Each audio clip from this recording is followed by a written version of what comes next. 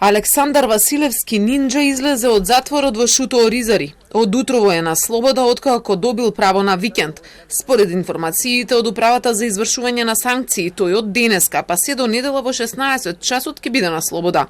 Директорот на управата Маријан Спасовски за Телма вели дека како и останатите затвореници, така и Василевски може да добие викенд на слобода после одлежана 1/3 од казната, а тој според управата веќе одлежал 3 години и 8 месеци од 7-годишната затворска казна.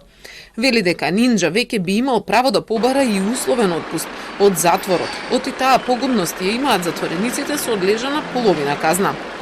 Нинџа сепак има одлежано 3 години и 3 месеци од 7-годишната затворска казна, бидејќи тој за решетки не влезе со останатите осомничени за крвавиот четврток, кога беа уапсени во ноември 2017-та. Половина година беше во бегство, а сам се пријави на капијата во затворот во Шутка во јуни 2018-та. Адвокатот на нинџа Звонко Давидовиќ вели дека чекале правосилност на пресудата за да може да го користи правото на викенд, а дека веќе има и право на условен отпуст. Александар Василевски беше клучниот сведок на обвинителството во процесот кој се водеше во кривичниот суд и во кој вкупната пресуда за сите обвинети беше 211 години затвор за терористичко загрозување на уставниот поредок.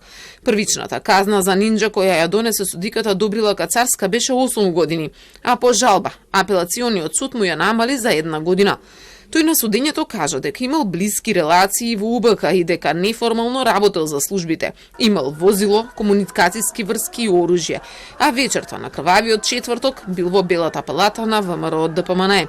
Сведочеше и во процесот за организаторите на инцидентите, каде неправосилно се осудени Трајко Велјановски, Миле Јанакиевски, Спиро Ристовски, Владимир Атанасовски.